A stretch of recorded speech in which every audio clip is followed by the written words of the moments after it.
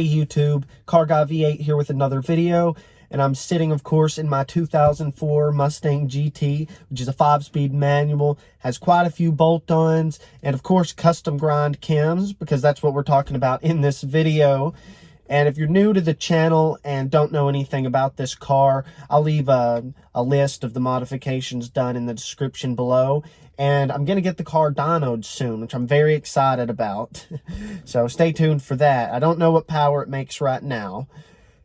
But let's talk about cams. Now, since you're watching this video, I'll assume that you already have a basic understanding of what camshafts are and how they work. But I'll give you the specifications of these cams real quick. They are 226, 230 cams, 525, 550 lift, and has a lobe separation angle of 110 degrees. And as you heard in the video before I started of the sound clip of the exhaust, it lopes pretty good. It's pretty mild cams, but it does lope pretty good. And it was idling about probably 750, 800 RPMs in the video as the engine was still cold. On a warm idle, this thing is tuned and it idles about 680 RPMs, which has it sounding pretty mild, not real aggressive sounding at 680 as it's just a Borla Stinger Catback. But enough about that. Let's actually talk about doing cams on these two valves and is it worth it? Now, before you go out and order yourself a set of cams, it's very important to determine what your goals are for your car. For instance, are you staying naturally aspirated? Are you going with a supercharger or turbocharger? Do you have steep gears in the rear end? If you have an automatic, are you going to have to put, a bigger stall in it? And also, whenever you're ordering cams, you may need to get valve springs with the cams that you order. And while everything's out in the open, you'll probably want to get a new timing set, maybe a new water pump, new spark plugs, definitely.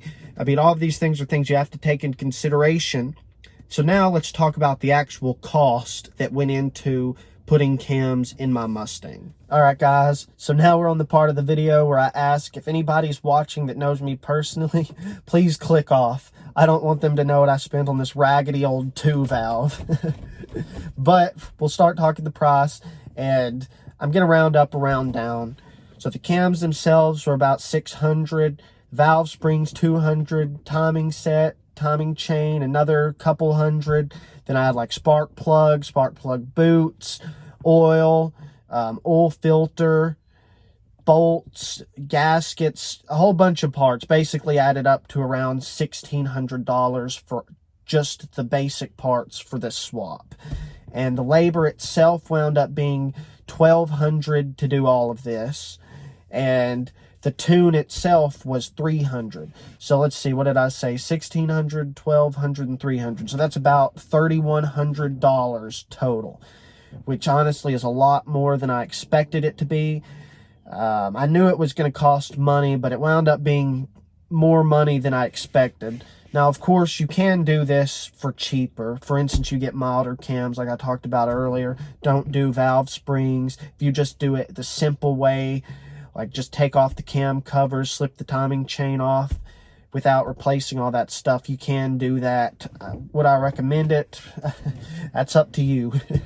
But I will say I've been driving this car for a year since then, and the engine has not given me one problem, honestly. I think I had to change the alternator, but that has nothing to do with the cams. I've daily driven it. I've put in 10,000 miles maybe since I did the cams, something like that.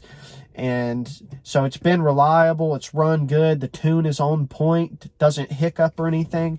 But $3,100, good night. Now the big question, is it worth it?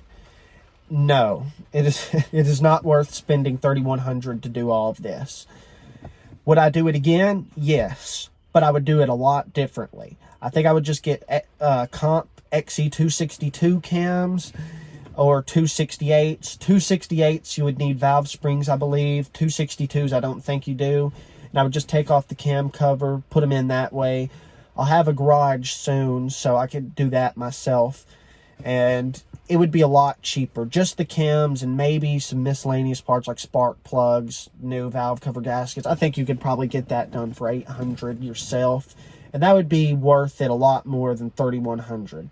I mean, with just 262s, you might make 10 less horsepower or so.